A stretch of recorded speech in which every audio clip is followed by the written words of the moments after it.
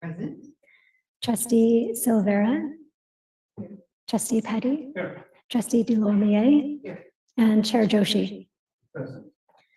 And for anyone who is interested in participating in today's meeting and is not joining us here in the council chamber, you may join directly on Zoom Gov from your computer or mobile device, or you may call into this Zoom meeting. You may find the information on today's agenda found at isearchmonterey.org. Today's meeting is also streamed live on the city's YouTube account at youtube.com/City of Monterey with an approximate 10-second delay, and on Comcast channel 25 with up to a 90-second delay. If you plan to make a public comment, please join the meeting using Zoom or by telephone and ensure you join in time to accommodate the delay. As always, we look forward to receiving your public comment. Because we have important things to consider, I'm going to move item number 1 to the end. That's the policy where we move. Your microphone. Your mic. Your mic. Well, your mic. Thank you. Item 1, we're going to move that to the end of the meeting so we can begin immediately the presentation item number 2. If we receive a report and provide feedback on proposed charter amendment, clerical and technical updates to Charter Section 5.1 and Section 5.7.1, not a project under, et cetera, et cetera. Okay. Who's going to be making the presentation? I will be Okay. doing a presentation. So, good afternoon or good evening, members of the Library Board of Trustees. My name is Nat Rojanasathira. I'm the Assistant City Manager, and it's good to see you all. And it's been I think a few months since I've been before you. So today we will be providing. I'm being joined here this afternoon by our City Manager Hans Uslar and our City Attorney Christine Davi, and we'll be providing an overview of what has been proposed as potential charter amendments for the November 2024 election. All right. So the recommendation before you is that the Board of Library Trustees reviews the draft charter amendments and provide feedback to the Monterey City Council.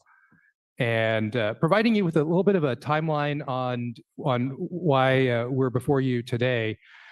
Back in February of 2024, February 10th specifically, the city staff went to City Council and proposed a number of changes to the city's charter. And we identified a number of what we're calling their technical amendments to the charter. And they were brought before council again on June 4th. We're here before you because we understand there are some concerns from members of the Board of Library Trustees relating to the library-related charter amendments, and we'd like that opportunity to share more information with you all. And the council requested that we do so as well. So we're glad to meet with you today. I know we tried to meet with you about a week and a half ago, but due to some scheduling issues, the meeting was moved back to July 8th. What we'll be bringing before council on a number of other charter amendments, and depending on feedback today, July 16th will be the time council will consider additional charter amendment language, and that'll be during the evening session. On August 9th is the deadline for the County Elections Office to receive the ballot measures, which this could be, and the general election this year will be on November 5th. All right, so charter amendment the first recommended changes to Charter Section 5.1, and currently Charter Section 5.1, it reads and it reflects, it says City Manager to reflect that the Board of Library Trustees appoints the Library Director. So currently, the way that the current city charter reads is that the City Manager appoints and removes all officers and employees of the city except for the City Attorney. Now, as many of you know, that does not reflect the current practice because staff believes that and we hope the Board of Library Trustees believes as well, that the Board of Library Trustees should continue to appoint and remove the library director, which has been the case for some time. So the recommended language here is that city manager shall appoint and remove all officers and employees of the city except those appointed by the city council, and add the language or library board of trustees in accordance with the rules and regulations established by city council for appointment and removal. So that's one recommended change. The next recommended change is to Charter Section 7.1, and this is where the public library and Board of Library Trustees to reflect that the Library Board of Trustees does not appoint or remove library personnel other than the library director. And we'll explain this over the next couple of slides. So the recommendation is to strike out the language that you see before you here, where it reads, and any such library personnel as may be necessary for the operation of the library program. That would allow the Board of Library Trustees to continue to have the duties and responsibilities to appoint and remove the library director, who shall be the department head, but not other library personnel, because that hasn't been the case. And we'll explain again in a moment. The third change, and I know this actually varies slightly from what is in your board packet, because we had a chance to, our city attorney, Christine Davi, had a chance to talk with Brian, and we, just to provide further clarification, the idea behind this is that expenditures from the library trust shall be authorized by the council for library purposes upon request by the library board, and in accordance with the conditions of any such gifts, devices, or bequests. So the idea behind this is just to clarify that library trust funds shall be authorized by council for library purposes only, right? And that's the goal, and we agree with that as well. That has always been the goal, but we added the language since the packet went out to read library purposes, just so that there's clarity on this item. Is your preference to go through all of these different points first before we have any discussion, rather than discussing each one as you bring it up? That would be helpful, yes. Okay. Yeah, if that's okay with you, Trustee Petty. And then, so in terms of the clerical updates, so on this one, the city manager appoints all employees of the city except for the library director, city attorney, and city attorney staff. This is clearly stated in the city charter as it reads now. And the current practice and the past practice has always been that the city manager's approval is required for library employee appointments. And we'll continue to share with you some more information. So why does the library board or the Board of Library Trustees nor the library director have the authority to appoint staff in the department, you may ask? Well, first and foremost, the library's budget, like all city departments, is set by the city council. So staff hiring relies on all the processes and services that are outside of the library's authority, outside of the library board's authority. So that includes human resources for a variety of things, such as onboarding, labor negotiations, workers' compensation, et cetera. The information systems required every time a new employee is brought on and onboarded, risk management, finance, the budgeting process, building maintenance often when new staff join the team, the city attorney's office and police department for that review.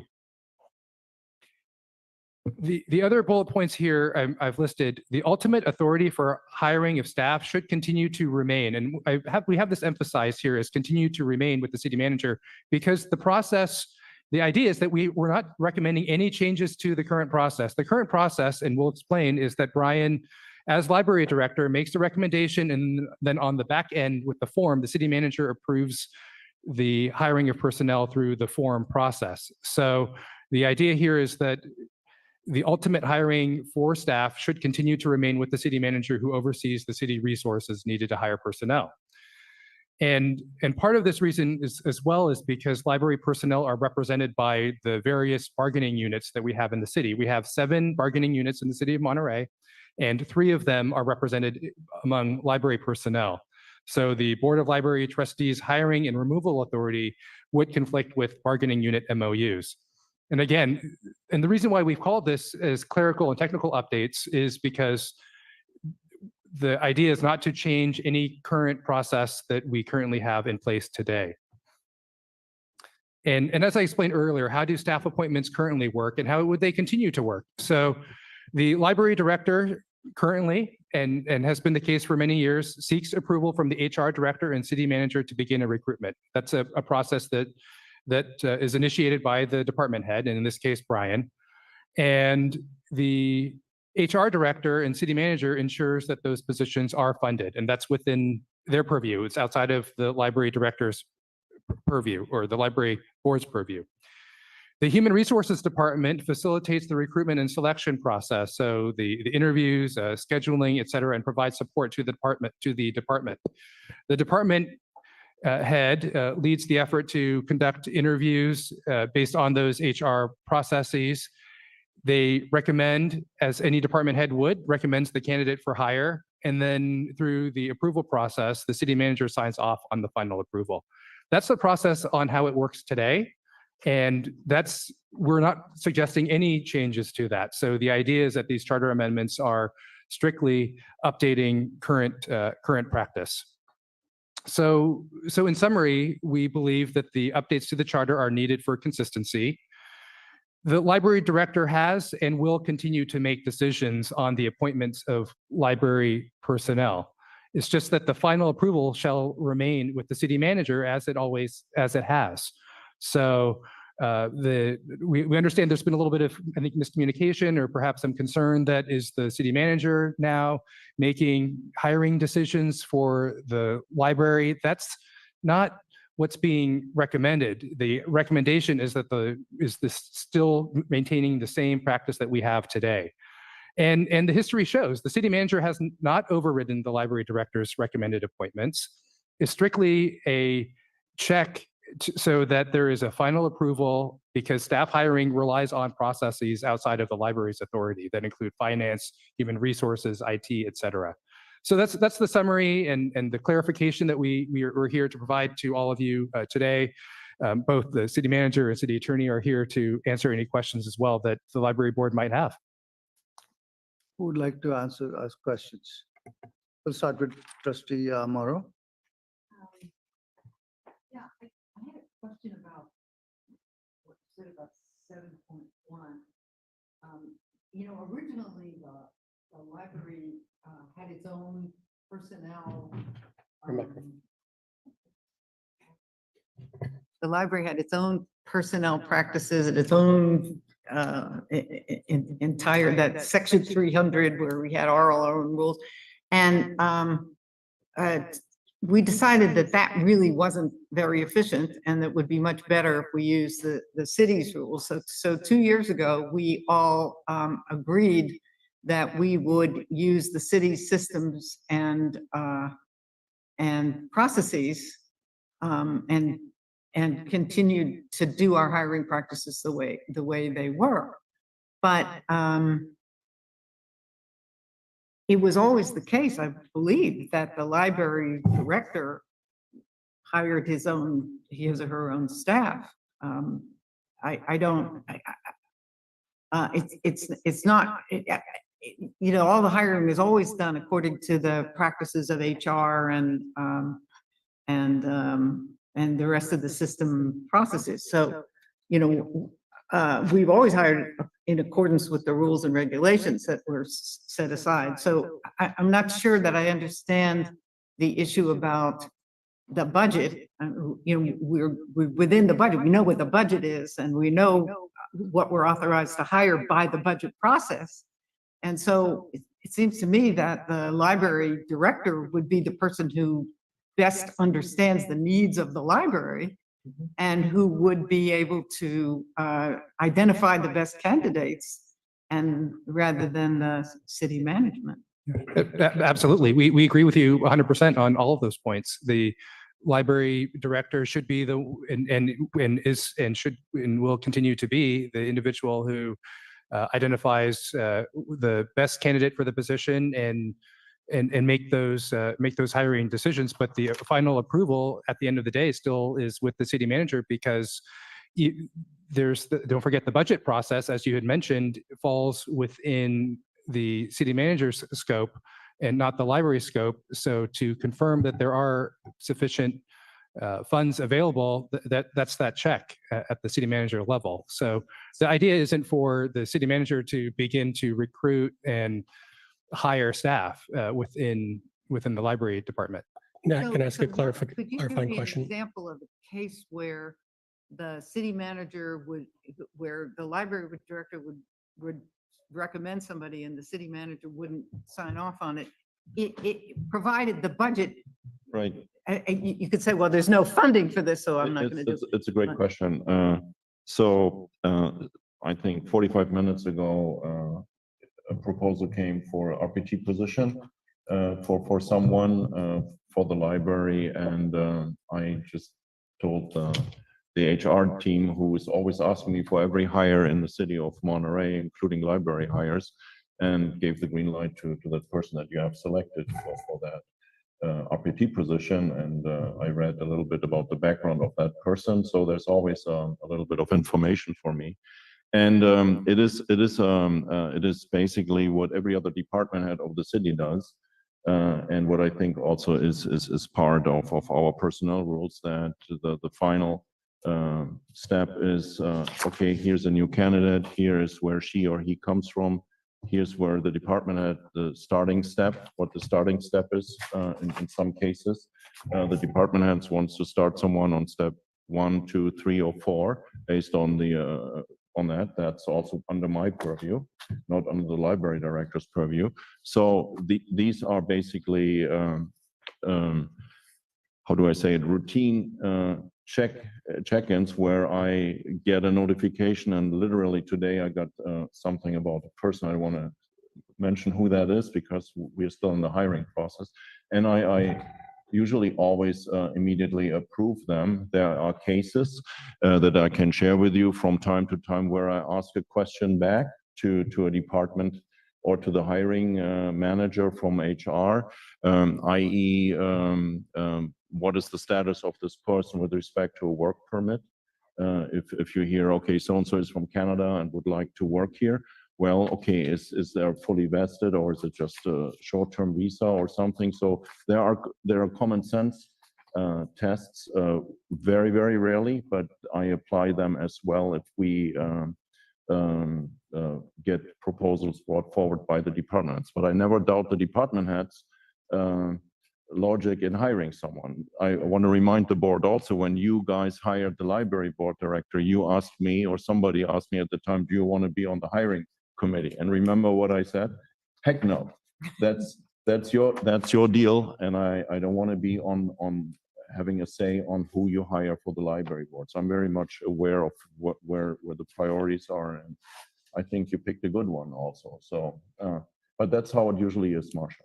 Okay, thank you. You're next. Oh, we're going in line? Well, I was going to go this way, but Well, okay. So I think I am learning the definition of a point, because if Nat used the phrase, finally it goes to the city manager at the end of all the interviewing and all the process and everything. And I don't know if you use this word, let's see here. Oh, he signs off, were your words. The city manager signs off. That sounds like a rubber stamp.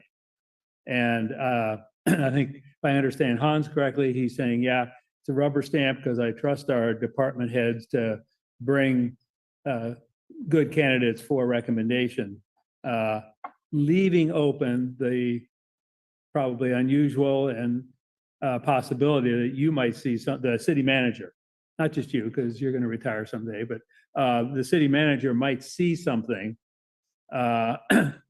in the person's background or recommendation or whatever.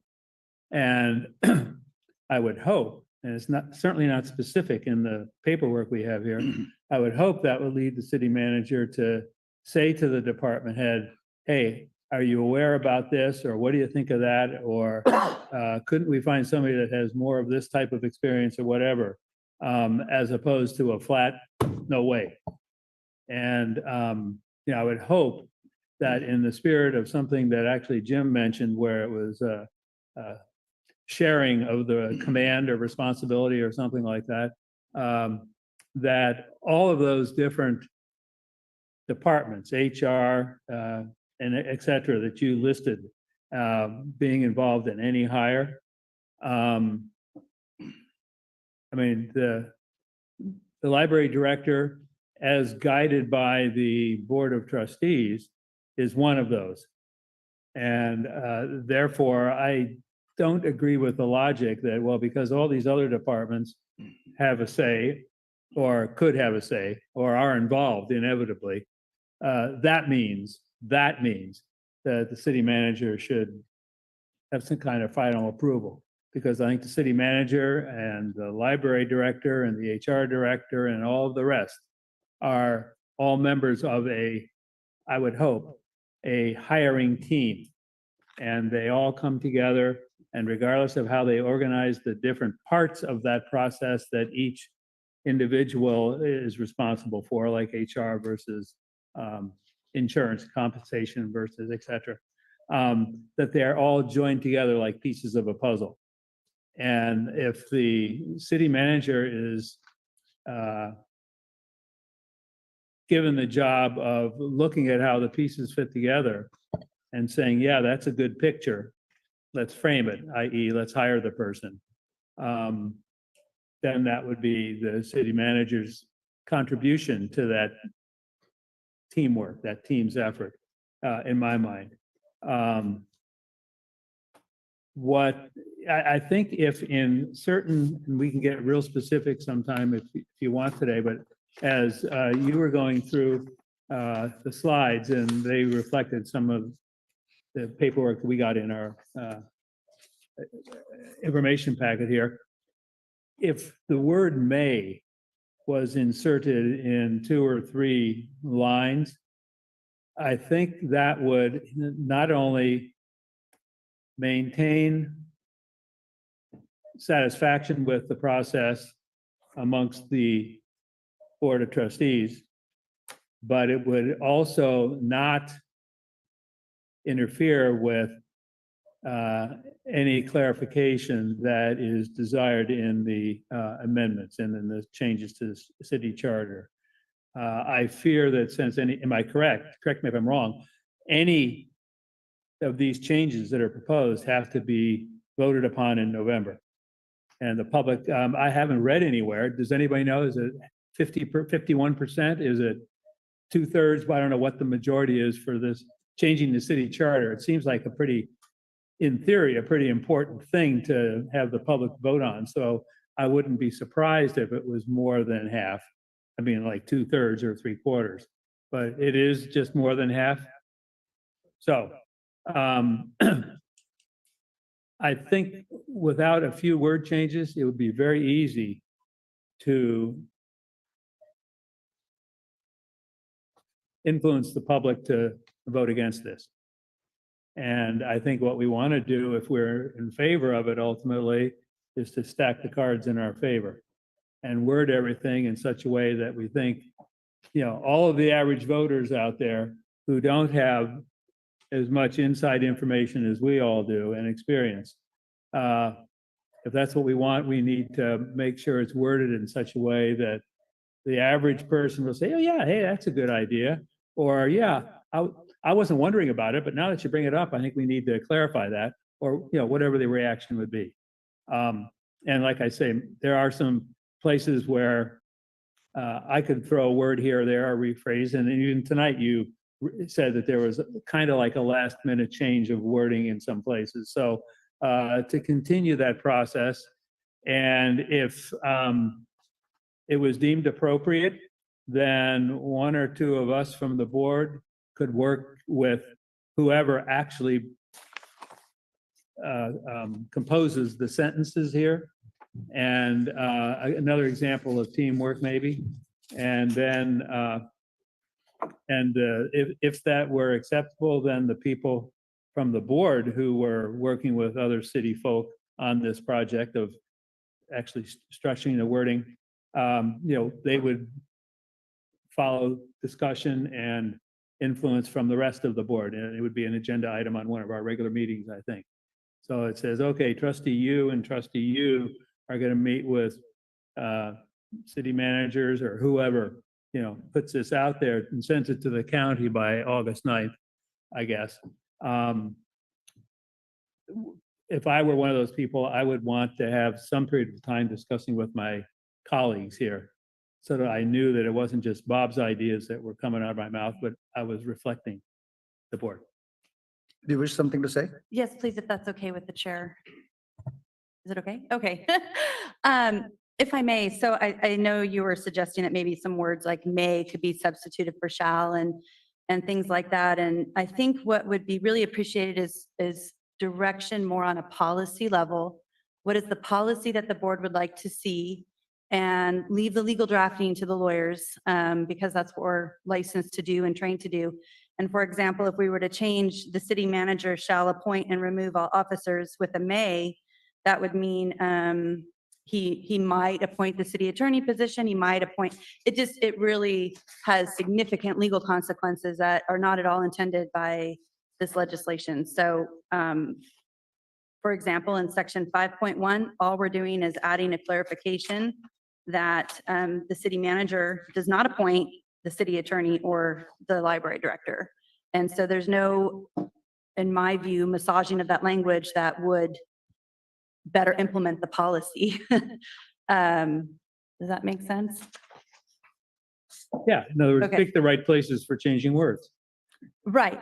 But if we understand the policy, I would respectfully request that you leave the legal drafting to the city attorney's office for execution. Well, I'd respectfully request that you allow us to provide you with our opinions, and then you can go to the the ones that make the final judgment. Sure. Yeah, no, all opinions are welcome. I wasn't trying to suggest otherwise. It's just not as easy as substituting a shall for a may because the legal consequences can be Well, significant. I didn't use that as an example, did I? You pulled that out of the literature, I must have misunderstood you. I thought you said you wanted to insert the word may. but I didn't into- say necessarily in place of shall. That's typically what's done. Okay, well, Usually shall is turned into a may.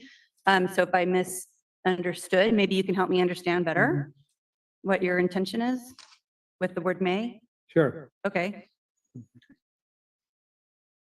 Go ahead, please. I'll wait. Any more? Which page should I be looking at where they talk about? Oh, in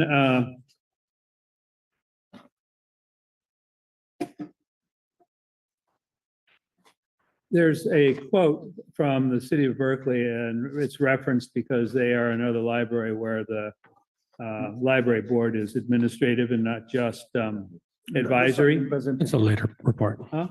You'll be It's a later presenting, report. Brian will be presenting that. So let's wait until he presents that. Okay.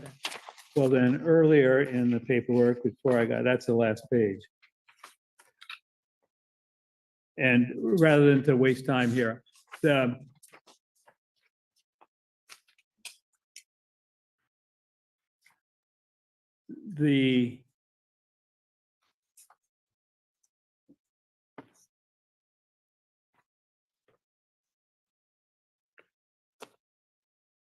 somewhere. Oh. It's in an excerpt from the April 28th, 2022 meeting that we had. And section 7.1 provides, I'm just reading now, Board of Library Trustees' responsibilities include, quote, to appoint and remove the director. No questions about that. Who shall be the department head, and any other such library personnel as may be necessary for that. And one thing I think that is a goal of the proposals here is to eliminate something that hasn't taken place in almost 20 years, which is the library board interjecting itself at all in the hiring and firing of library personnel other than the director. And that just hasn't happened. So if we're going to say, well, therefore we'll change call this the law, if you will, or the charter statement, I think we have the cart before the horse. And I don't think you change something just because it hasn't happened. It's like, maybe the city has a law against murder.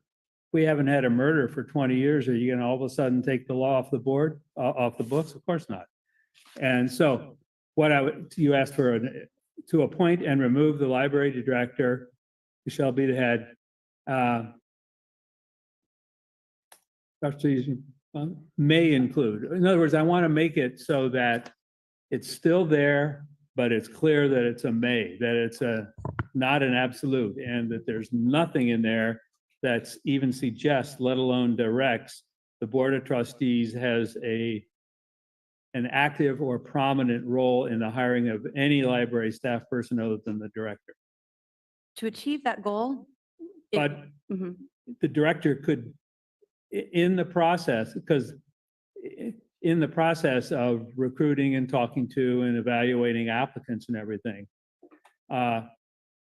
I see no reason why the director couldn't feel free to consult with the board about what's going on.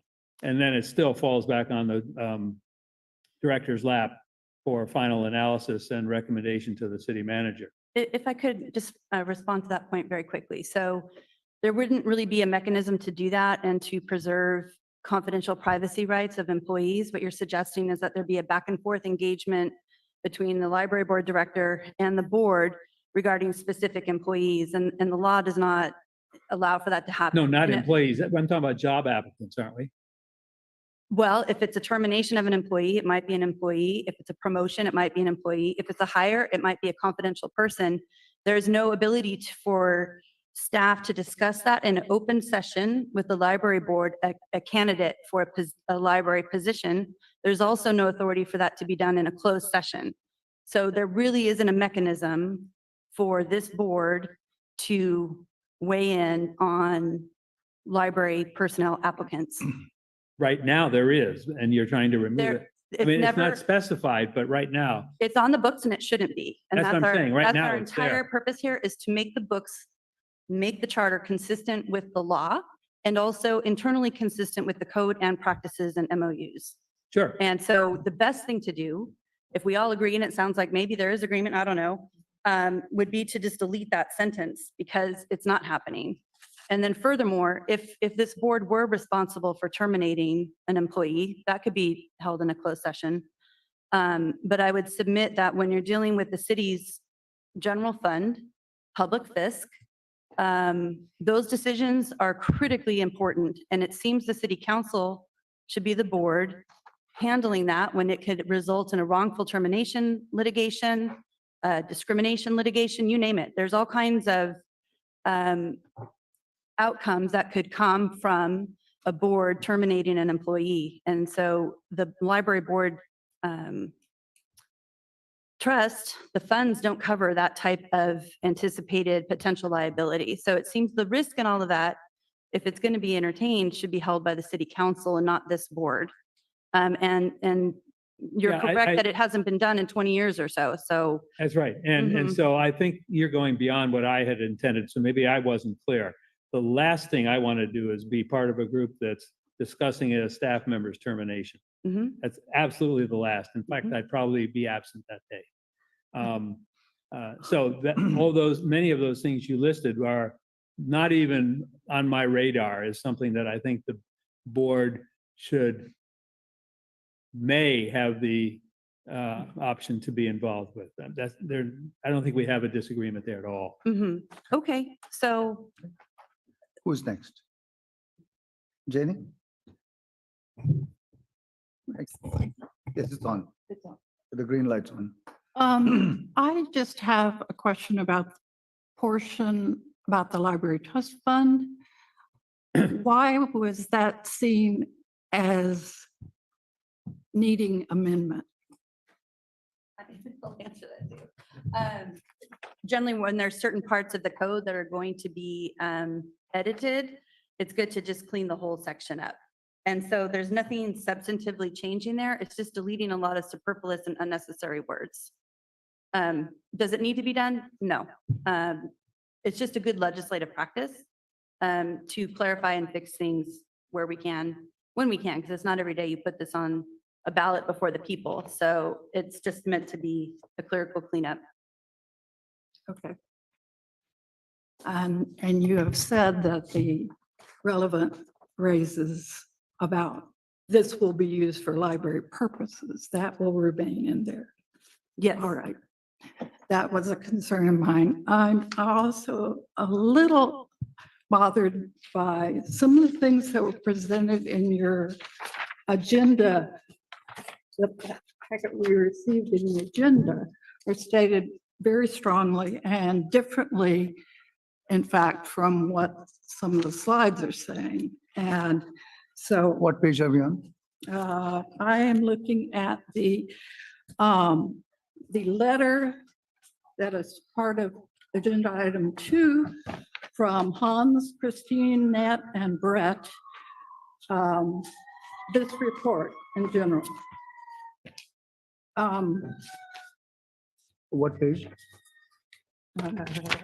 Page, well, it begins on agenda Bottom packet, page 6. It begins on page 6.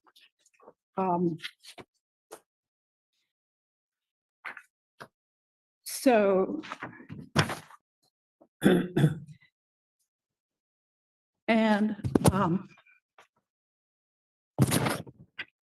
so it's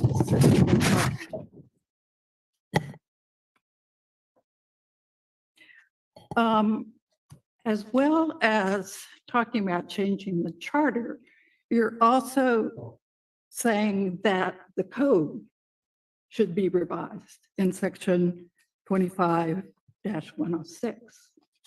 1.06. On page 9, this section should be revised that the library director does not have appointment powers that rests with the city manager.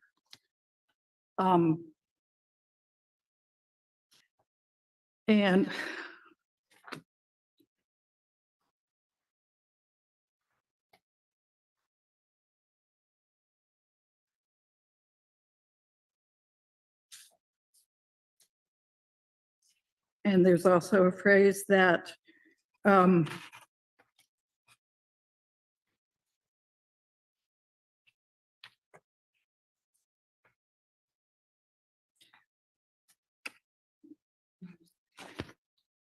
okay, I am not sure where it is now, but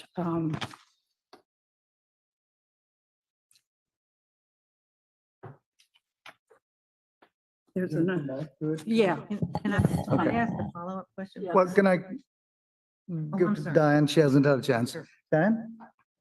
Nothing? Okay.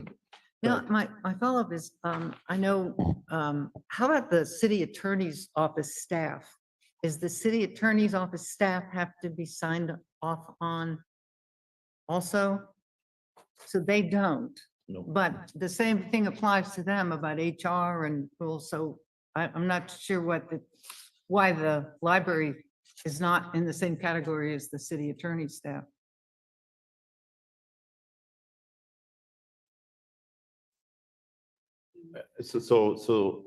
Just to, let me start with trustee Silvera. What you were quoting are the changes that have been already implemented. So in July 2022, the city council on recommendation, on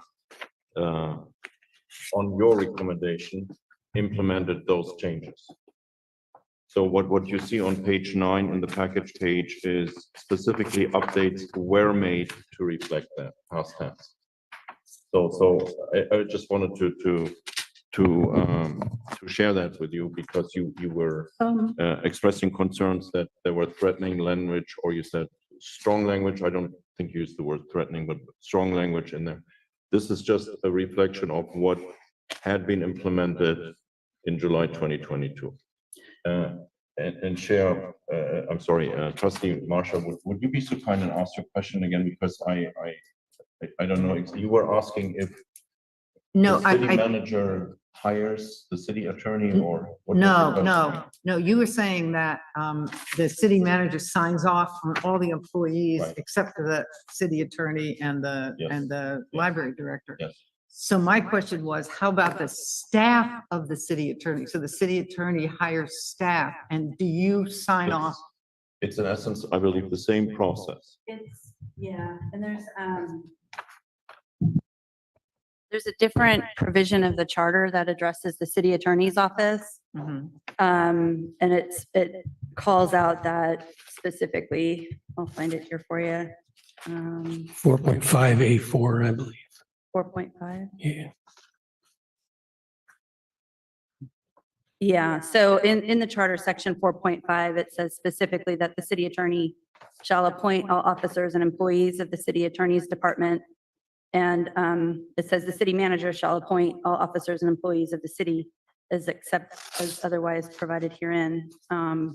So there's nothing in there about the library director having that authority. And it's specifically called out. And there's other policy reasons for that as well, but really, we're not here to talk about my office, but only lawyers can supervise lawyers. There's just other different rules of professional responsibility. And I am not hired by the city manager. I'm hired by the city council.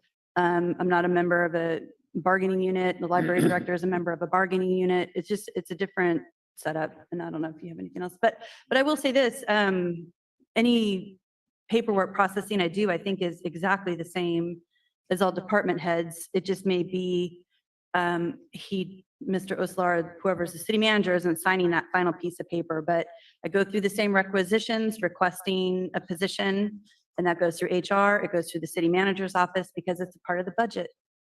So I don't get to say, I want to have 7 attorneys in my office because that'd be great. You hear what I'm saying? So if I were to say that, he would be able to veto me and say, no, you don't get to do that. Or maybe I'd have to go around and ask the council separately. But anyway, all the same, I follow all the same protocols as every other department head in the city when it comes to asking for a position to be added or restructuring the office depending on current needs of the city, going through the recruitment process and getting authorization to recruit, getting positions funded. All of that is under my purview. And I think the only difference is if I say I'm hiring person X for the position of assistant city attorney, I think that decision isn't subject to override by the city manager. Right, whereas the library position is, the library.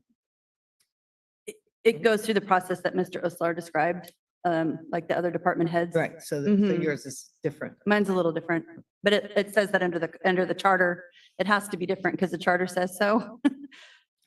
Yeah, Yeah. I was under the impression that the charter said the same thing about the library. It does not. I have a few questions. Hans, you mentioned that a person may be disqualified after the interview process because of work visa or other issues. At all the places that I've worked, before a person could be even interviewed, HR had to filter all that information out. So the candidate that came through had met all the requirements. So I do not understand why HR would not do its job in that case. And why you would need to Well, even have this as an issue. well, it's different here. So you haven't worked for the city of Monterey or for, I don't know, your work background, so I apologize. But the applicants get filtered based on the qualifications, their experience, and the profile that the hiring manager wants to see. The hiring manager will say, I want to see this in experience, we want to see a bachelor, we want to see that. Then HR presents a list to the hiring manager and who are fulfilling those qualifications. The hiring manager picks the top 8 to 12. At that time, we don't know whether they are lying to us or telling the truth. When they say, I have 10 years experience as a library director in Berkeley, and it turns out to be that they worked 2 years on a hot dog cart in San Francisco, we are not checking that at that time because it would be also not legally allowed, because as far as our process and procedures, we can go through the full background check only with a selected candidate at the time that we decide we want to hire that person. So we cannot basically say, let's take the top 3, run all 3 background checks. No, we have to make a decision that is done by the library board director, by the library director. And then the library director says, okay, we would like to offer the employment opportunity to this person. It gets approved, and then they run the background check. Then is the fingerprinting. So what may the fingerprinting show us? The fingerprinting may show us that the guy is a registered sex offender and we cannot hire him as a recreation leader in recreation.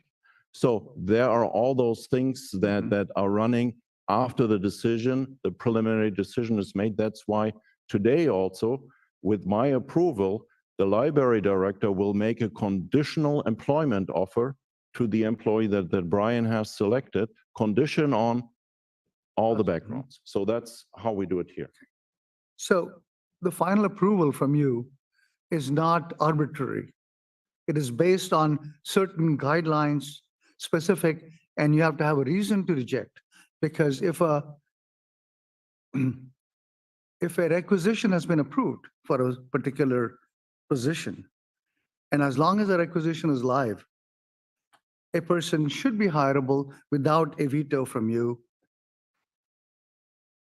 unless the requisition is pulled before the process is complete. Is that correct? It's not a veto, it's a quality check, you know, at the end of the Understand. day. So as long as the requisition is still valid, Yes, the only thing standing in the way of the employment would be one of the failures of the background check, absolutely. not any other. No. And that is the final approval from the city manager is contingent on those things. Yes.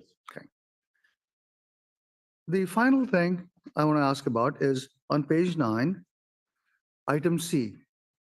Okay. It has been a long-standing policy when a staff member has been disciplined by the library director, the member can appeal to the city manager.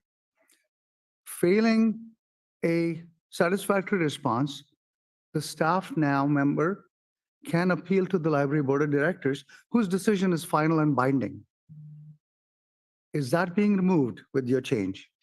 Because if that is removed, then the board is no longer the final authority. So yes, we do not hire and fire people, but we should be, and I will continue to say we should be, that is the only way to force us to remain independent organization, not under the influence of any external. So So basically, you are stating that the library board would be the final authority for a termination. if a person's being disciplined, not for other issues, if the person's being terminated because of budget considerations, Yeah. that's different. But when a person is being disciplined for something, the final appeal is allowed Yeah. to the board, and the board then becomes the final. Right.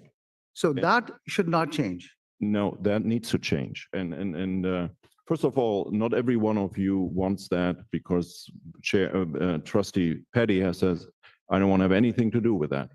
Well, And of course, I respect your opinion, Chair Joshi. But the library director will make a determination about, let's say, a termination of an employee.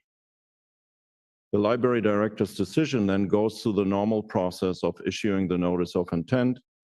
A Skelly hearing is held, a Skelly meeting is held, and then the library director makes the final determination. The library employee is then released from duty with a decision of the library director. He or she is no longer an employee of the city at that time. Then the employee has the right to appeal. That appeal needs to go to the city manager's office. The city manager will go through the review of the documentation. There will be a hearing held in which the employee will be represented by an attorney. And we will make the final the determination then of whether the library director was correct in terminating that employment, or whether the city manager overrules the library director and reinstates that employee for, let's say, a discipline like 10 days without pay or something like that. Now, should the city manager at that time uphold the decision of the library director, the employee then has the opportunity, and that's where I disagree with you, has then the opportunity to go to the city council, because the city council is the last authority in our personnel rules to approve or to disapprove the termination of the employee. And the city attorney earlier explained to you why this authority needs to rest with the city council, because at the end of the day, the city council is fiscally responsible for that decision or for any follow-on action that may or may not result out of their decision. So that should not be with the library board. But the library board has been specifically appointed by the council for dealing with these matters. So therefore, we shouldn't be going to Mother May I. The library board is appointed for those very reasons, to create the library as an independent functioning unit. Yes, but that does not automatically extend with respect to hiring and firing decisions. The planning commission is appointed the same way, also to make independent planning commission decisions for the council. They are not deciding whether they want to hire or fire employees. Now, granted, the library board has its place and with respect to ensure that the policymakers are not influencing the selection of the programming that the library board of trustees wants to implement, or together with the library board, with the library director implements. Completely correct. You don't want the city council to tell you how you want to structure your lectures or your collections, etc. That stays completely out of that. But what I believe is important to understand, that there is a difference between those intentions for having a library board and actually the day-to-day management of the city staff, because the library staff is city staff. And it's falls under the function of the city council to fund the city staff, to take away city staff, and to take away funding for the various service that we have. So ultimately, the decision needs to rest also with the city council, not with the library board of trustees. In this case, My position is that the board is is an administrative board, not an advisory board. And this change will make it an advisory board. We will just be standing by unless we have the authority to overrule you in a specific case. I'm talking about a very specific case, not a general case where there's a budget shortfall and there are layoffs, things like that. Not at all. But there's a very specific case where it is important to keep the library independent of external influences. And this is one of them. So this is where we disagree. disciplining an employee is not an external influence. Disciplining an extent that the employee, disciplining an appeals to employee you. disciplining an employee who works for the city of Monterey has to be measured equally across departments. You may say, as Chair Joshi, it's not a bad thing that this guy was throwing a chair at his supervisor. We still like that employee. But we have in another department an employee doing the same thing, and he or she might get laid off based on that action. So it's not fair. You're creating, as an administrative board, as you mentioned it, you're creating a different layer that I believe makes the city receptive also for potential lawsuits. And with that, who carries the dollars for that? Not the library board of trustees, but the city of Monterey. Well, it is not my personal decision. Remember, it takes a quorum. It takes a majority of the board. So it's not a person, single person. And this is where we disagree because I want there to be an open process. We are required to have abidance with the Brown Act. We have to call public meetings. We have to announce these things. Whereas when it goes to you, when it goes to the library, I'm sorry, to the city staff, there is no such requirement. You don't have to publish anything. You don't have to have public meetings. You don't have to call anybody. So For terminating a staff member? for a particular, In a closed session, it would have to be agendized and, yeah. but it is documented. It is recorded. It is a matter of public record. Not the name of the person necessarily. I mean, it depends. But if I could just back up on one thing that is an important consideration here. What we're trying to do is fix the city's charter to match what's actually occurring. We have bargaining units of different sections working in the library, and they're operating under the memoranda of understanding. I think what the board is suggesting is if it wants to retain hiring and firing authority over all library personnel, those personnel will need to be pulled out of these other Right. bargaining units and put into a separate library bargaining unit. I would suggest that probably the library director should be pulled out of a management bargaining unit because it would be treated as a separate entity almost. And let me also say, No, I was not suggesting that at all. okay, About I'm general confused. hiring, firing. I was not talking about general hiring and firing of library staff. Okay. What are you talking about then? We're not Right. touching the library director. Right. The library director, the library director is completely under your purview. We are not talking about the library director. The library director remains your prerogative to select, hire, and to fire. So that there's nothing changes there.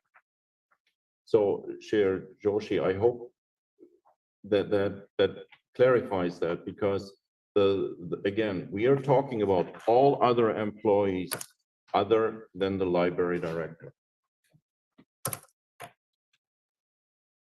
Public comments?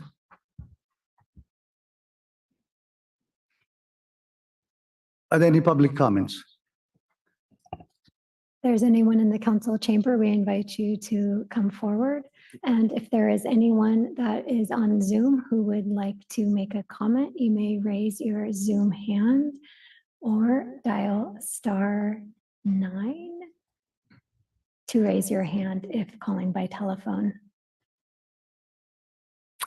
There are, Please announce your name and state.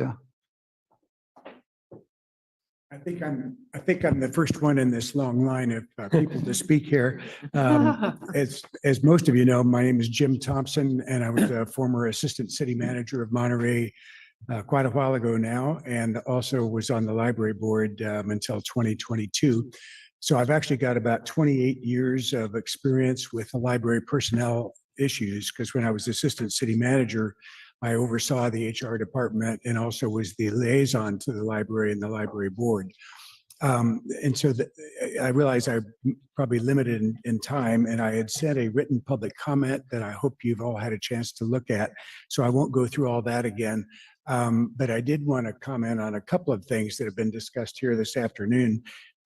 First, in terms of the question of the disciplinary appeals, the way that currently stands was based on a discussion that the Marcia Mora and I had as a library board committee on personnel rules with all these fine folks that are here today, Hans and Chrissy and Nat, and also the HR director at the time.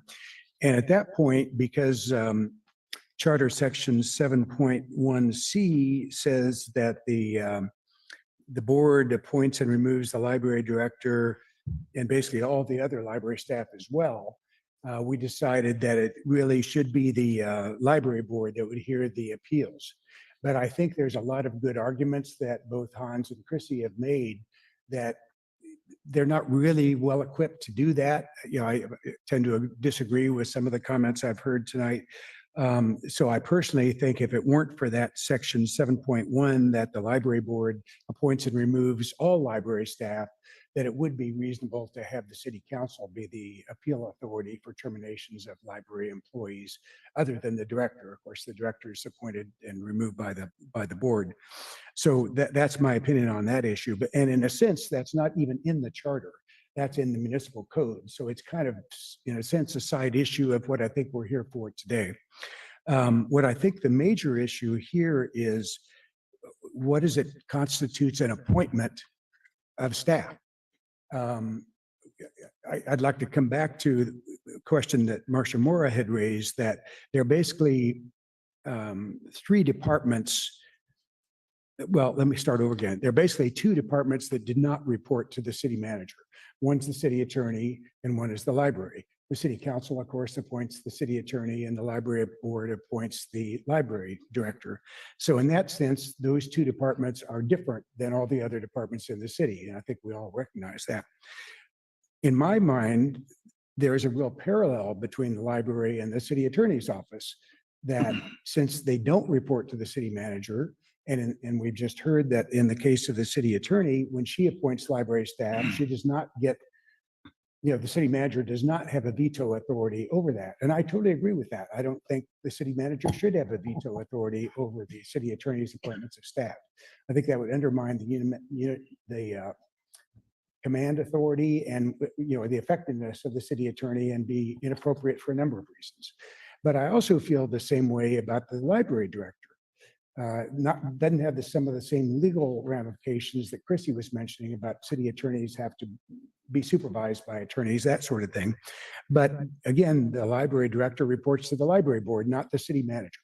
So the notion that the city manager could appoint anyone to a library position, I know Hans is saying that's not the intent, but the word appoint gives him that authority, or gives a subsequent city manager that authority. Hans might be reasonable, the next one might hate libraries and want to, who knows what.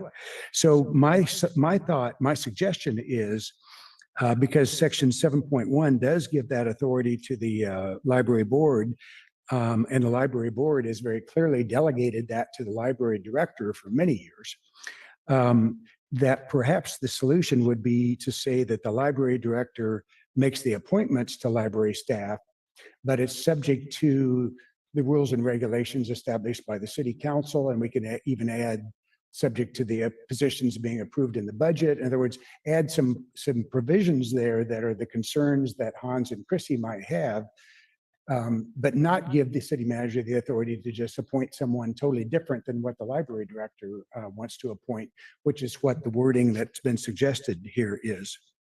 The other thing I'd like to suggest is that in the sections 5.1 proposal, the city manager appoints all officers and employees of the city except those appointed by this council or the library board. I would think you would also add, or the city attorney. And I would also think you would add, or the library director. If you did, I think that would solve the inconsistencies that we've talked about, because section 7.1C is inconsistent with section 5.1 as it stands. And to me, the simplest way would be to modify section 5.1 to make the exceptions be those appointed by the council, by the library board, by the city attorney, and by the library director. And then put after that whatever conditions you want about that the appointment has to be consistent with whatever the rules. And right now it says rules and regulations established by the city council for appointment and removal. You could add some more conditions to that if you wanted to, but it would prevent the city manager from being able to appoint someone totally different than what the library director feels is the appropriate person to appoint. And to me, that's a major issue. If basically the city manager can appoint anyone to the library staff, that totally undermines the library director's ability to run the library. And the library director is accountable to the library board, not to the city manager. It's very similar in my mind to the city attorney's situation, that she's accountable to the city council, not to the city manager. And therefore, I think it's completely right that the city manager can't appoint people to the city attorney's office. Similarly, I don't think the city manager should appoint people to the library. So to me, if there's a way to do a little wordsmithing there where the appointment authority for library staff is with the library director, and then put whatever conditions after that you feel are important to avoid whatever concerns you may have. I mean, in my mind, there really haven't been many issues of that have been big problems here. And the last thing I'd like to add is when I was assistant city manager, I'm almost certain that the city manager did not sign off on the appointments in the library. I talked to the city manager recently that was city manager when I worked for the city, and he said, no, he didn't get involved in the appointments to the library. And so I just want to clear the record that, I think that the past practice is maybe a little mixed, but I know for many years, at least 20 years, the library director, the authority to appoint had been delegated by the library board to the library director, and the city manager didn't get involved. Now, again, the library director would of course work with HR, with finance, with all the people to follow the appropriate processes. And I think that should continue. And so that's my major suggestion, is that we add city attorney, or that you add, or the city council add to that exceptions on 5.1, not only the library board of trustees, but also the city attorney and the library director, and then add whatever conditions you want to add to that. It already says, in accordance with the rules and regulations established by the council for appointment and removal. To me, that's fairly clear itself, but you could add more to that if you wanted to about a position being budgeted. And the other thing would be under section 7.1. As I mentioned earlier, I think it's reasonable to remove the library board from appointing and terminating other library personnel than the library director. But I think it should be made clear that the library director, who shall be the department head, we should add some wording there that and who appoints other library staff. And again, you can add conditions to that, as such as being consistent with the rules and regulations established by the city council, or the budget, or whatever list of things you feel are really important to do that. But I think the key thing is to not have the city manager make the appointments, but the library director make the appointments, but subject to whatever conditions seem appropriate. So those are my comments. I had a lot of other items in the written comment that I submitted earlier today to the library board. And so at an appropriate point, I'd be happy to answer any questions the trustees might have for me, but those are my primary comments. Thank you. So if I understand what you're saying, Jim, that the language be clarified to state that the library, that the city manager doesn't have a blanket authority for appointment, that is subject to only certain conditions, such as HR failing the test that Hans mentioned, et cetera. I may have misheard you, but did you mean to say the library director has that authority, or the city manager? In the language that says city manager appoints, the city manager gives approval subject to. What I was suggesting was that the library director makes the appointments, but subject to, whatever the conditions are I that see. seem appropriate. But what I'm concerned about is it seems to me it undermines the whole administrative, the nature of the library being an administrative board and appointing the library director, and therefore holding the library director accountable for the operation and administration of the library. Then the library director should have the authority to be able to Understood. appoint someone. And the city manager shouldn't be able to just come in and say, no, I want to appoint someone else. Now, on the other hand, there are certainly conditions, restrictions. The position has to be budgeted and funded, has to go through the HR process. All of that is fine and appropriate. Totally agree with all of that. To me, it doesn't make sense under the structure of the library reporting to the library board instead of to the city manager, for the city manager to be able to appoint someone in the library different from what the library director recommends. And the language that they have suggested would give him that authority. And that's what I think is inappropriate. Similarly with the city attorney, I don't think the city manager should be appointing the assistant city attorney or the legal secretary or whatever. I think that would make it much more difficult for the or it could, not, Right. not that it always would, but it could make it more difficult if there was a disagreement between either the city attorney or the library director and the city manager over who is best qualified. But the charter says it's the city manager has the authority to make the appointment. That's what I think is problematic. I think it should be the library director and the city attorney have that authority since they do not report to the city manager. I'm sorry, did I answer your question? Probably a little too lengthily, but I wanted to try to make it clear. Thanks. Any other comments?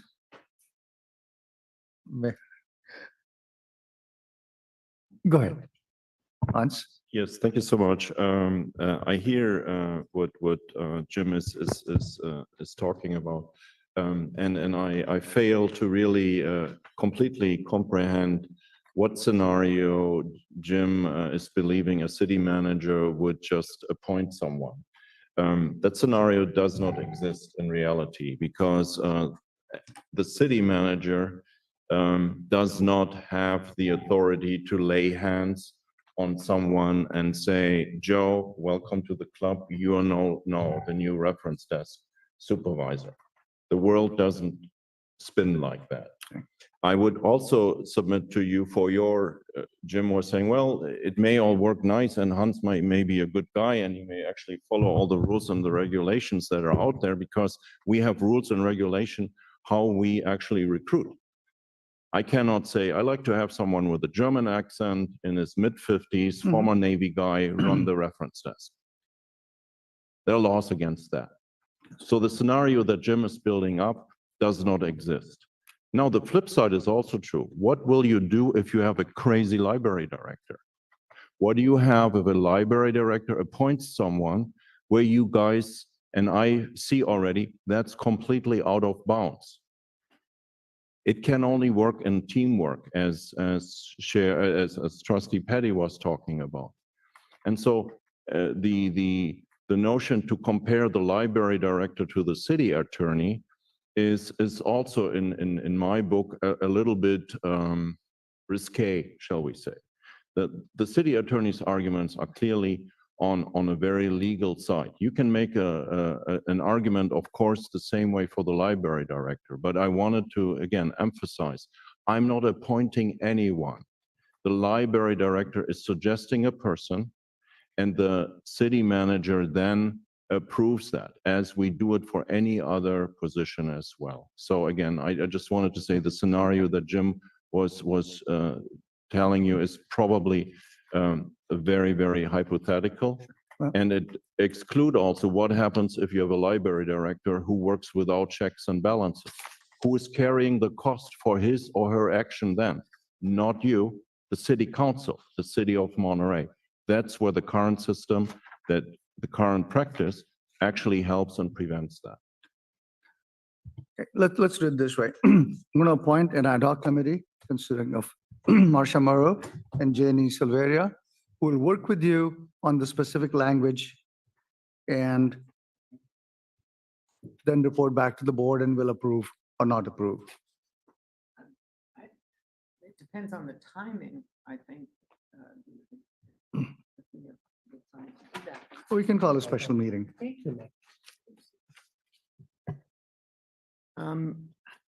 think I'd like to make a motion that the board approve the language or something close to the language that was put into this letter that Jim just explained about putting the language that in section 7.1 to change it that the library board has the authority and that the library director will have the authority to appoint and remove the library personnel in accordance with the rules and regulations established by the city council for that.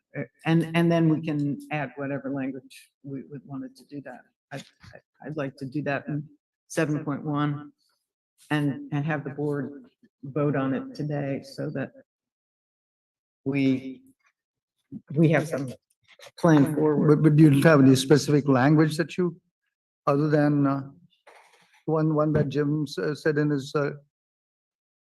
speech, in his talk? Well, we can change item 7.1C. Excuse me, Marcia, are you saying that it does not exist now that the library director can remove an employee? Because I thought it clearly stated that the library director had that. It does say that now. Yeah. It says the library director can appoint and remove, right? So in some sense, we can leave it the way it is, except that it seems more palatable to everybody if we say it's in accordance with the rules and regulations established by the city council, so that those constraints are there. So the Now, other. let me hold off on that. And Jenny has a comment, so then we'll come back and, Well, I don't know. It just went out this morning as a public document. And I don't know if you all had the chance to read that document. It was sent to us and then resent by Francesca. And I feel it is the language that Jim has proposed. I agree completely with what he is proposing. He's just proposing changes that will eliminate the library board from doing the appointment of anyone except the library director, but will acknowledge what has been happening for many years, despite what some say, that the appointments should be made by the library director. so you're proposing that the specific highlighted portion Yes. be the motion. Is that correct? That's fine. Okay, can you read that? So that way it goes on record. All right. Which document are you referring to? This is the Jim's letter. Jim's letter Okay. received from Jim Thompson. And which, Highlighted section. Okay, the highlighted sections are his recommendations for language changes for amendment of the charter. And there are two of them. One in section 5.1, the city manager shall appoint and remove all officers and employees of the city except those appointed by the city council, the board of library directors, the city attorney, or the library director, in accordance with the rules and regulations established by the city council for appointment and removal. So do you want both of these to be in one motion? Could fine. And so- the second has to do with section 7.1. Revise it to state that the library board's powers, Mhm. duties, and responsibilities include to appoint and remove the library director, who shall be the department head, Mhm. the apartment head, and who shall have the authority to appoint and remove any such other library personnel as may be necessary for the library program.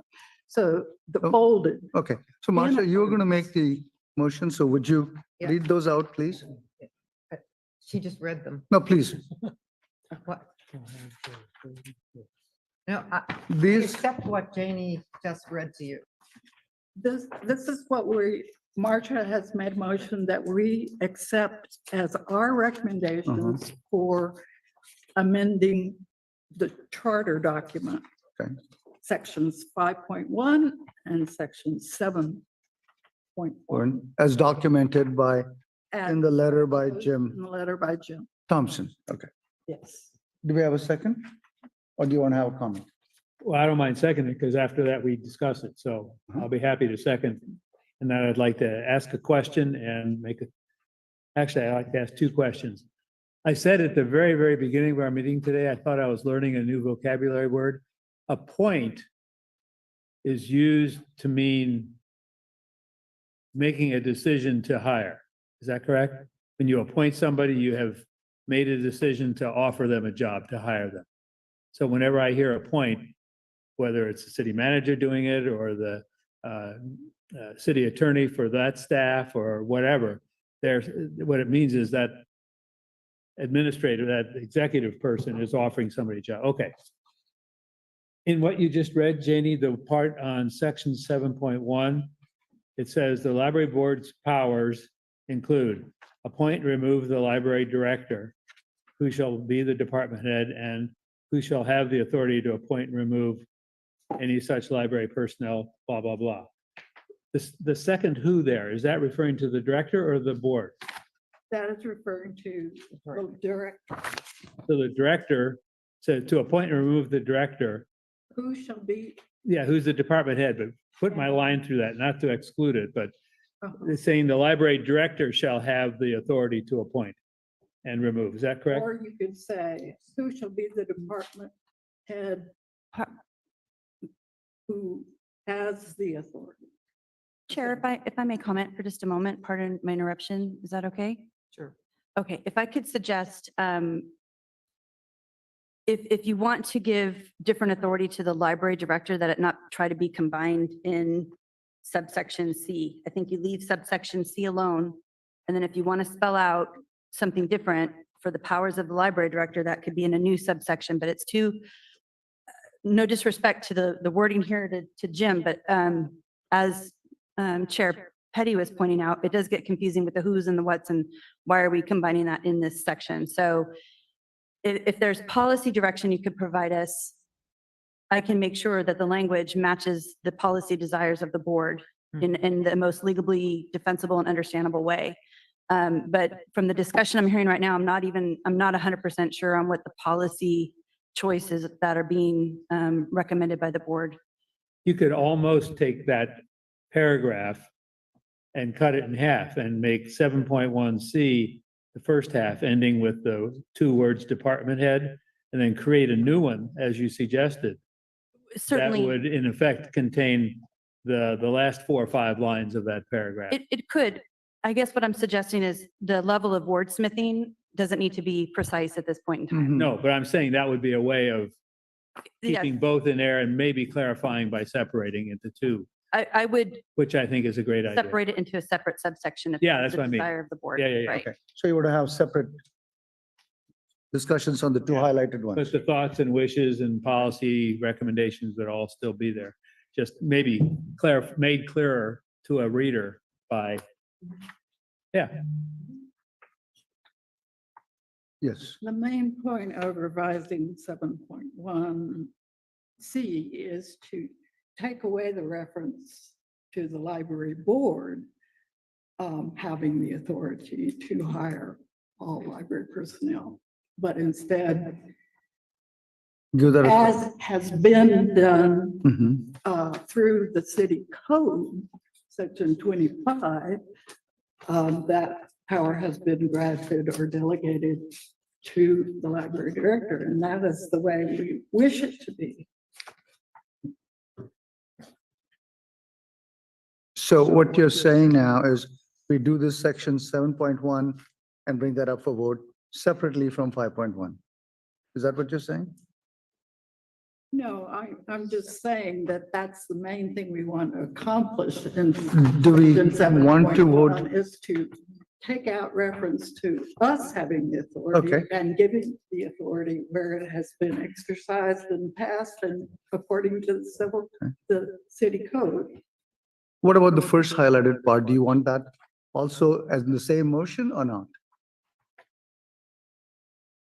I'm not understanding. you mean 5.1 They're and two 7. different Yes. sections. Oh, 5.1. They're two different sections, It is Right. two different issues. One is Okay. 5.1 and one is So, 7.1. what's the motion? Two motions, right? Which motion are we making now? And my understanding is that our city attorney is the one who understands the legalese and will Okay. wordsmith it once she understands the intent of it, Mhm. right? So that's what you were saying, is that you will do the wordsmith. So, the, section 5.1 now we want to add the Board of Library Trustees, the city attorney, the library director in there, which is now, it doesn't have the library director in there, it's the current language, And it doesn't have a or it doesn't have the library at all in there. So we wanted to add the Board of Library Trustees and the library director into section 5.1. And then, so that was the intent. So this motion is feedback for the city attorney, not anything else, Exactly. correct? That's what we're trying to do. Exactly. All right. So Well, yeah, okay. And you're saying this, this shaded section is reflecting what you were just saying, right, Marcia? Yes. Yeah. okay. So I think it's, I mean, since there are at least nuances different from 5.1 to 7.1, I think we should make two motions and recommend that the city council adopt 5.1. Thumbs up, thumbs down from here as a recommendation. And then the same thing with 7.1, presumably as clarified in some way by the city attorney, that could be splitting it into C and D or whatever to make it Right. clear. Right. And I hate to disrupt your deliberations, but it might be helpful if I could just reiterate what the edits to 5.1 are achieving.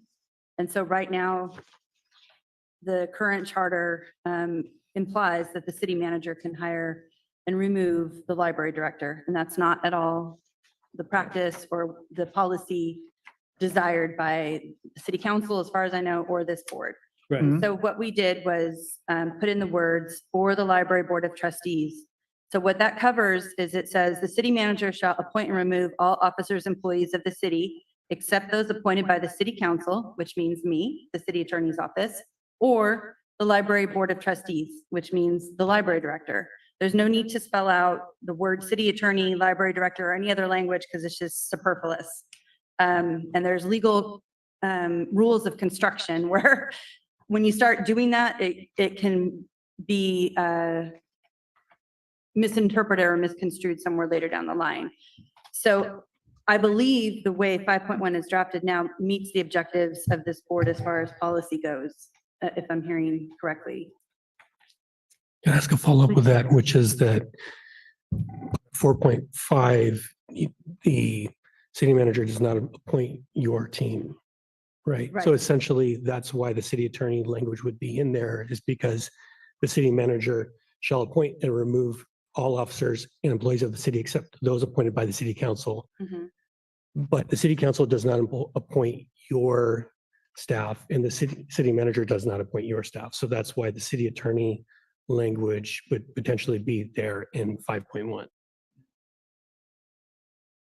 I disagree, but I don't think I'm following that either. I'm just thinking that the chain of command, which is basically that this says the city manager shall appoint and remove all officers and employees of the city except those appointed by the city council in accordance with the rules and regulations established by the city council for appointment and removal.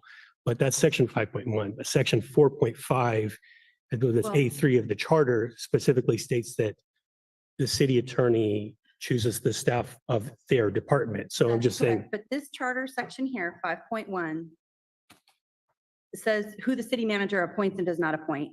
The city manager does not appoint persons appointed by the city council. Right now, that's just me, the city attorney's office.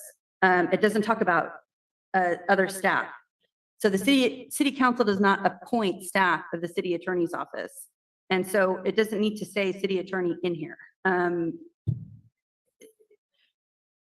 I'm just saying on there, you're not trying to argue on this, but it's just that there's two agencies on here. There's the city manager and city council assigned in section 5.1, and that the city attorney staff are not directly responded to either council or city manager, in my understanding.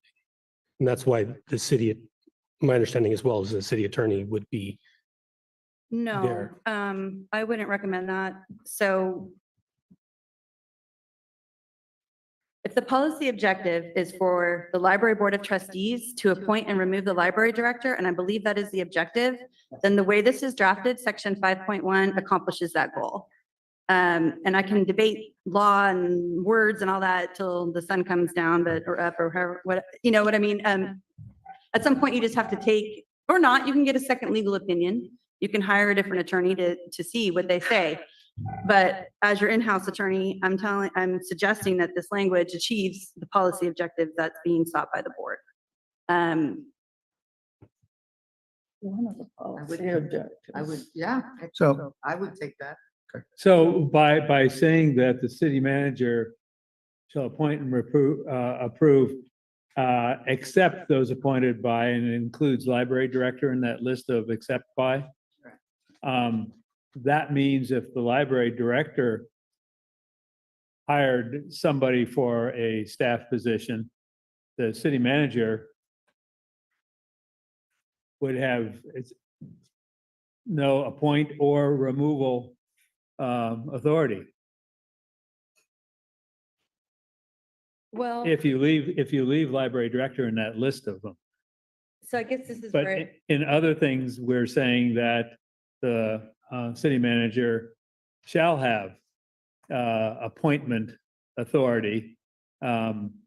Although rejecting a library director's recommendation is unlikely technically, and the city manager would be able to say no, whereas here it says the city manager shall appoint and remove except for those appointed by the library director. So you see how those are two different things?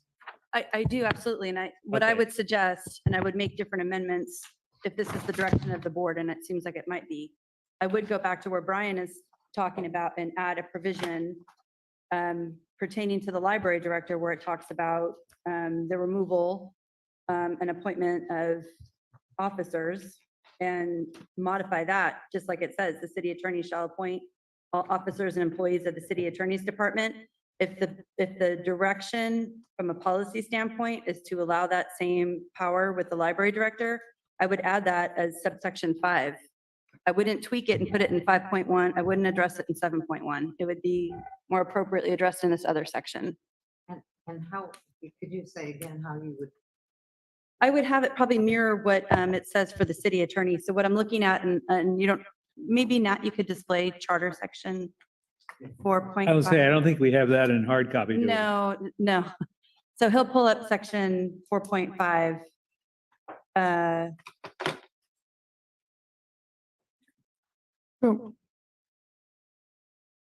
We should then move to item number 3, which requires the direction and the vote by the board, and not be discussing it in this presentation. Well, I think we should finish this item. Right, without the motion though. What her. Well, basically, if the motion was take 5.1 from here and send it on its way, and now we are suggesting changes to it. I would suggest, Marcia, you withdraw that motion because now we're modifying what 5.1 is here in an effort to make it clear. And one way to do that might be to parallel it with the language pertaining to the city attorney's office. I think that's what you just said. And so we are making changes. We're not just pushing this forward as printed. Right. Correct? Right. Yes, okay, I will withdraw the motion while we do this. And to make such a motion, we would need a rewritten and reorganized application of what we're trying to achieve here. Like you said, making 2 sections. And you said that with regard to 7.1 as well. So I think those revisions, if you want to call it that, of the suggestions here need to be in front of us so that we, the board, can say, we want to recommend the city council do this. And right now, this isn't in front of me. We've been talking about it and coming to some agreements on how it should be reorganized. Mhm. But until it's on a piece of paper, maybe with a suggested number, 5C, 5D, or whatever it is, 7, I mean, I don't think we can move any further in terms of coming up with a recommendation for city council without the rewriting and reorganizing of these 2 things. Well, let's hear what Brian has to present for the topic on next one. Wait, before we move on, I'm not sure what Chrissy, what you were proposing. Do you want to just finish because we have it up here, and what change would you make? I would probably just add A5. The library director shall appoint all officers and employees of the library. Yeah. Okay, so it's be 4.5, add a fifth. Right. Item. on. Right. A5 or something like that, right? Mm-hmm. Correct. Yeah.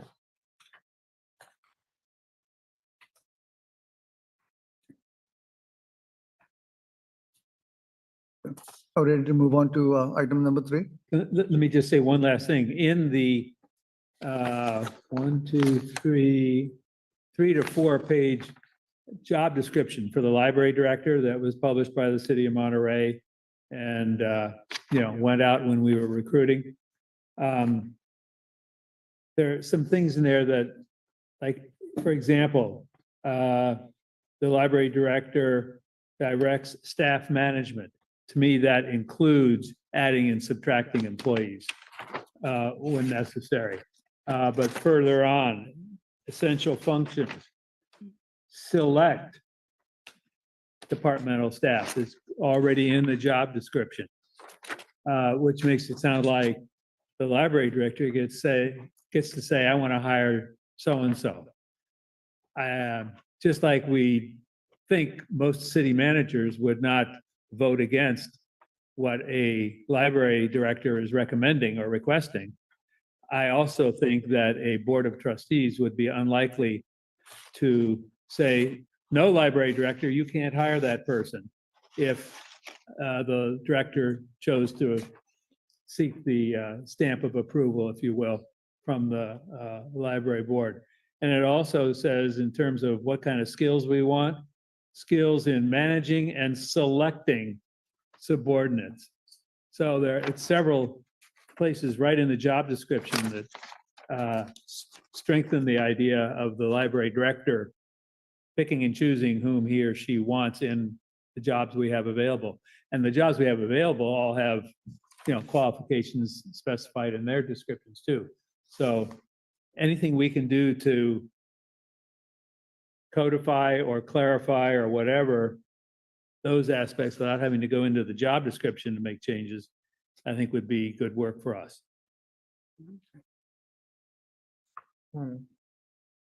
So it seems to me that the A.5 that you suggested really does, in very simple and clear language, accomplish what we said. The library director shall appoint the employees and remove the employees of the library. Right? That's. Yeah, what Chrissy just read, suggested for 4.5A, adding a fifth thing there where the cursor is now in my screen. Right. Yes. Well, let's hear item number 3 out, Yes. and then we can do a better decision on this. So we can- Okay, so item number 3 is recommendation is, Chair Joshi, may I recommend, I think we have, at least in my view, and maybe our city attorney or city manager can clarify, I think we have clear feedback to pass on to city council on the charter. I see the first is that first and foremost, the Board of Library Trustees would like language in the charter that clearly specifies that the library director has authority to appoint and remove. There's also comfort in having some language, as Jim Thompson had included, about as long as in accordance with rules and regulations established by council, that type of language. So that's the first piece. Number 2, we hear on the staff side that the library board would like to continue to have the language be clarified that the library board appoints the library director, not the city manager. We all are in agreement with that. And we also agree, we agree with the cleanup language that we had earlier about the library trust fund to be used for library purposes, and there's comfort on those items. So if there's consensus on all these 3 items from the board, I feel, and city manager, city attorney can object, that we have enough feedback to take this information to the city council. We can draft the proposed changes and discuss with council, and we have enough direction tonight from the library, the Board of Library Trustees, and just from a consensus standpoint. well, next item was going to be proposed from, presented by Brian, so do you agree?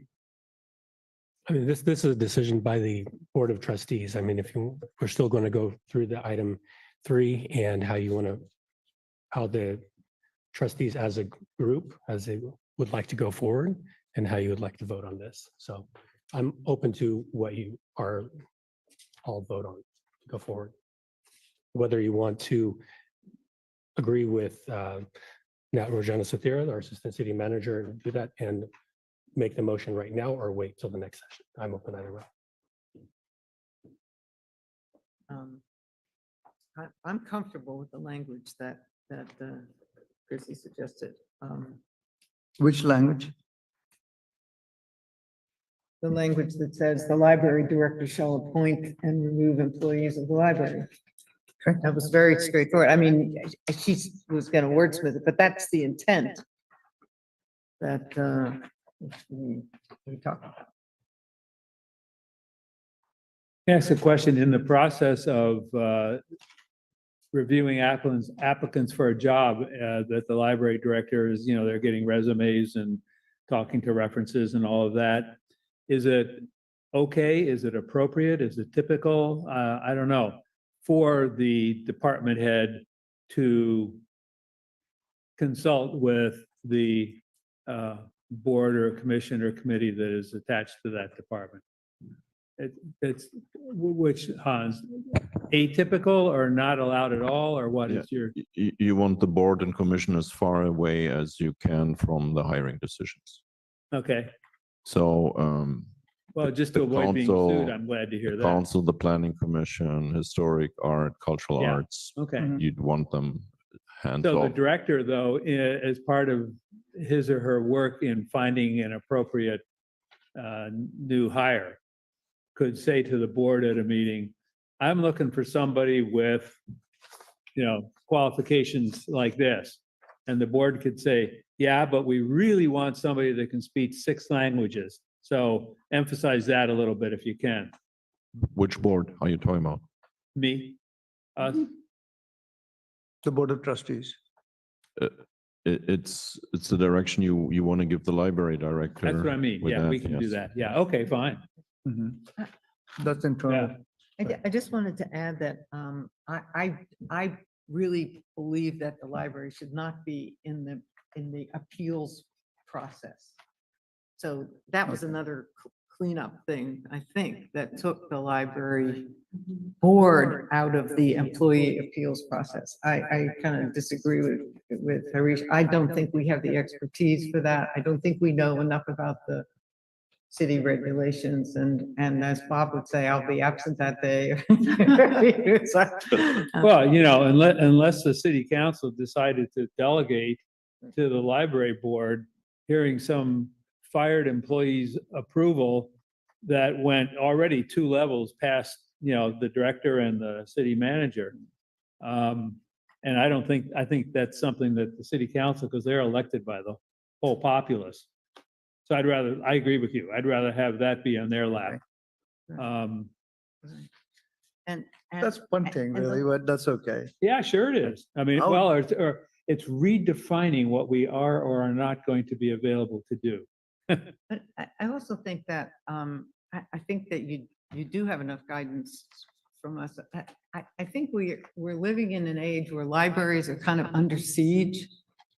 And I think we have to be very careful about,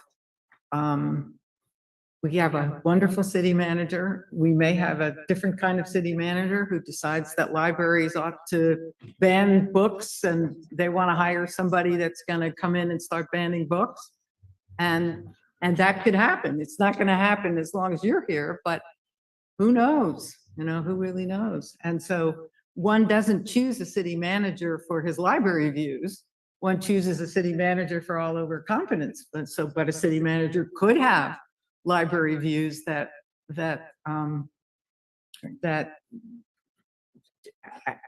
dictate choosing some person who will come in and clean up all those books in the library that people shouldn't be reading. And this is something we want to be very careful that doesn't happen. Well, I think that's So why that's hiring why I the think director is that- our responsibility. That's right. We find a library Yeah. director who reflects our community. And then we empower that person to be the watchdog to make sure that our library does reflect the And community. if he doesn't, then we remain, Exactly, we have the authority to remove him exactly. And so, or her. And I can't do. So I think that's already there. So can we move on? Riding my bike. Okay. So provide the direction as Nat has said. Is that acceptable to everybody?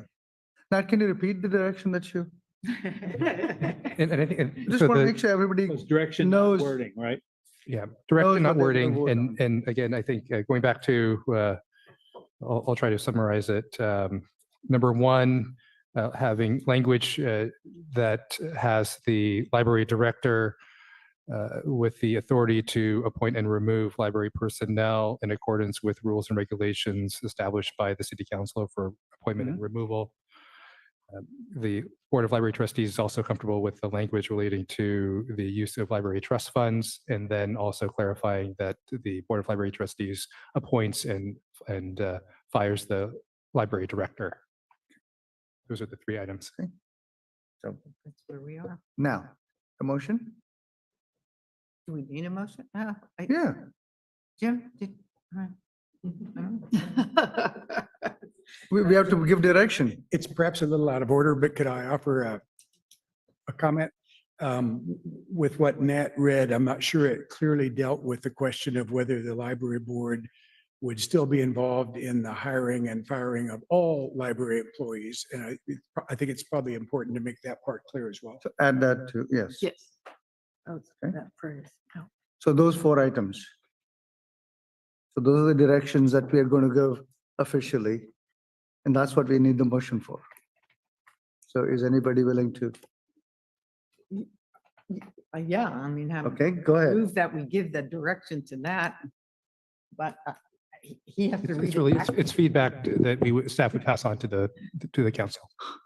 Well, we can't provide direction unless we say so. So not just discussing it here, you have to make a motion and somebody has to second it, then we'll say yes, Okay. then it becomes an approval. It becomes, I move that we provide Nat with the direction that is, right. of the, and that the city attorney be the person who incorporates the correct language to reflect the fact that the library director will appoint the employees of the library, that the library board has the authority to appoint and remove the library director.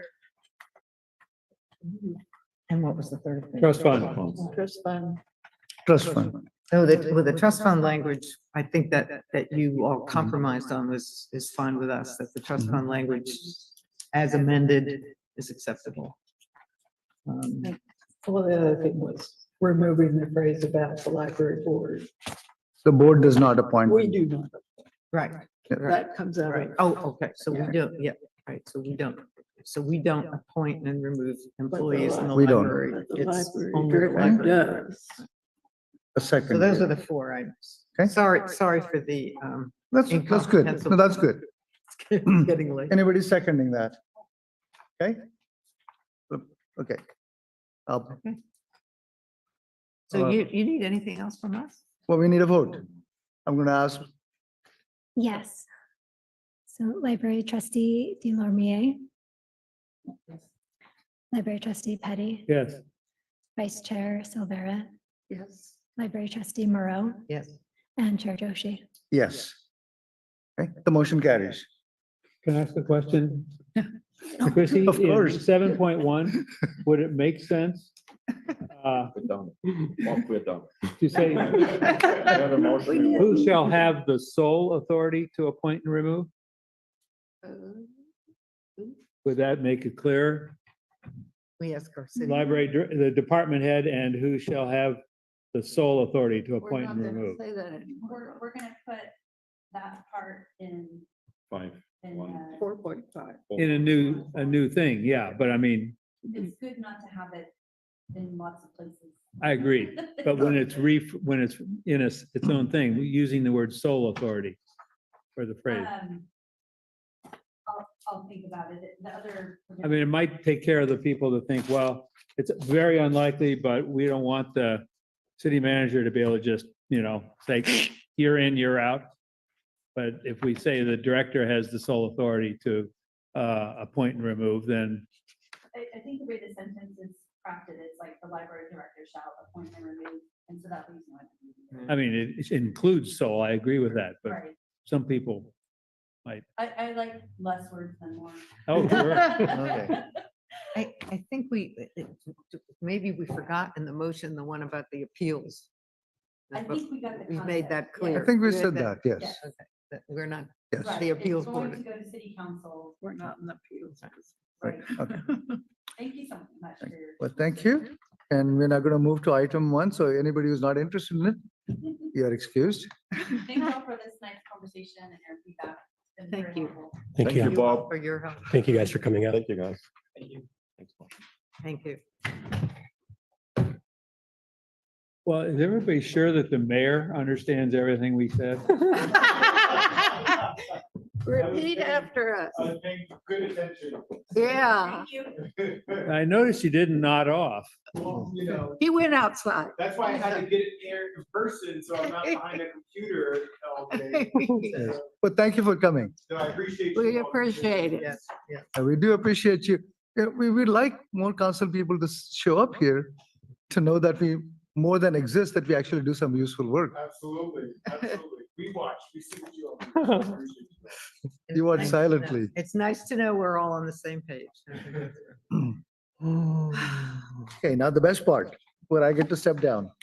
And Okay. whoever replaces you gets to do the I final know. gavel tonight. Uh-oh, I lose my gavel? Yeah, because the new person's appointed. The tradition is the new one gets A to say meeting. meeting over. I couldn't let go.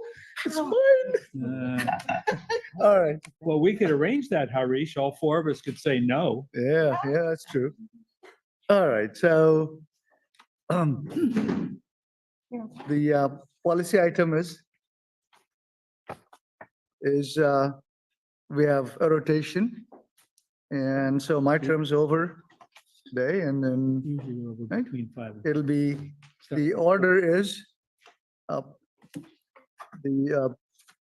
order is Janie is the first in line for the chair. Bob Petty is the first in line. If she accepts, then Oh. you're first in line for vice chair. I No. don't think that's true. No. Was that? I think that Diane is first in line for vice. It- She hasn't been here Oh, 6 yeah. months. It doesn't have It to be is. here. No, It's the Diane. chair has to be there 6 Diane. months. Oh, okay. It's Diane. Oh, so she but can not be? the Yeah. vice Okay, so So- Diane is the next in line. Yes, I see. So if this meeting had been in June, she was appointed as of July 1st. okay. So now and it she's on. still So, okay, would have okay. been. So, So first you start with. so does she start? Is she the first in line Yes, for chair? yes, because she's vice- not for on vice the chair. chair yet, For vice chair. vice chair. So Why not for Jamie the will chair? accept, she's not been on the board and you have to have. 6 months, she Ah, has okay. not been on the board. I see. Okay. So the first in line is, the chair is Janie. Do you accept? I accept. First in line for vice chair, Diane, do you accept? I accept. Okay, we're done. Trustee comments are coming up. Oh, I get to give up the gavel. Okay, let's do trustee comments. Let's start with Me? you. Okay. Well, first of all, I want to thank our fearless chair for a year of being chair. So we. For putting up with appreciate you. We appreciate all your hard work. Thank you very much. I also wanted to mention 2 events at the library that were wonderful this year. One was the trivia night with Sam Buttry. And that was a wonderful night. The library was completely full. I think the tickets sold out. And it helped that my team came in second. But that had nothing to do with how wonderful the event was. And the third one was the other one was the Ad Astra Bakery chef who came in and talked to people to a completely packed house. And that was also wonderful. So the friends have really been stepping up and doing some wonderful events and raising money for the library. So that's a great thing. You get to go next, Diane. And another event that sold out was a tea, which was not a fundraiser, but it was a huge success and it was very popular also. So yes, we've been on a roll with events. All right. And I'd just like to say that I'm really honored to be here and look forward to serving. You're next. I would like to echo the comments of trustee Moreau that I've really appreciated having you as chair, and you've given me some guidance, as have the rest of you. It's been wonderful working with you, and Right. I felt very much a newbie as vice chair, but I'm feeling a little better now, and Right. and Well, you- thank you so much for everything welcome. you did, especially with the evaluation, doing I'll work with that, that. you and Bob for the first time in a while. So thank you. And also, I have avocados for carpentry if Oh, boy. anybody wants. Hey, afterwards. Oh, yes. Bob, your comments? I think I've commented enough tonight. Yeah, good job, everybody. And extra good job to our outgoing chair. And looking forward to another productive year. Yeah. My comment is, it would have been possible without this group. So thank you for making me a success. Hope to see you the next meeting soon. Okay, next meeting's quite soon. Oh, So, staff comments.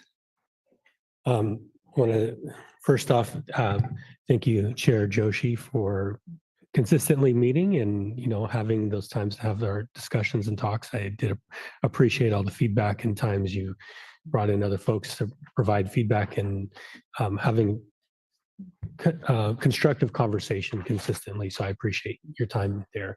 And also Trustee Silvera, and I want to say congratulations on the role as the chair, and congratulations to Trustee Delorier under her appointment, as well as your vice chair.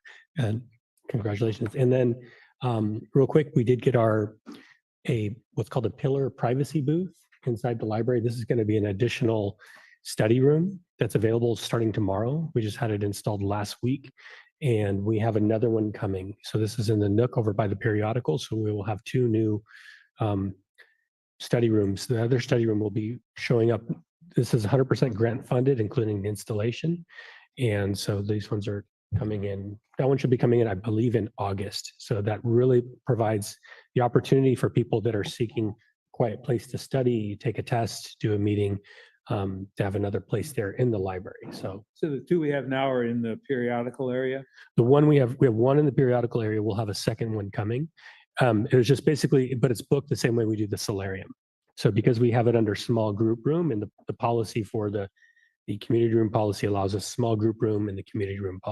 Okay, so this allows us to book that under the small group room and just as another place. So it's not just somebody can go in and take it over for the entire day. You actually have to book it, and it's locking with staff. We have a key for it. How many people would it comfortably hold? I guess what I'm wondering, would it hold a student and a tutor, for example? Yes, it'll hold two people. Good. It's ADA accessible too. They're both ADA accessible. But it will accommodate two, because I think that's important if, like I say, if there's a tutor and a Yeah. student.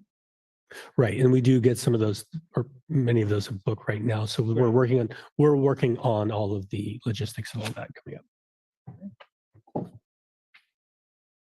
Jenny, oh, well, wait, don't hit me does with it. Kim have anything?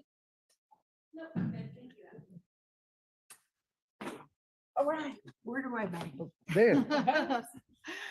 Without further ado, the meeting is adjourned at, wow, 7:03.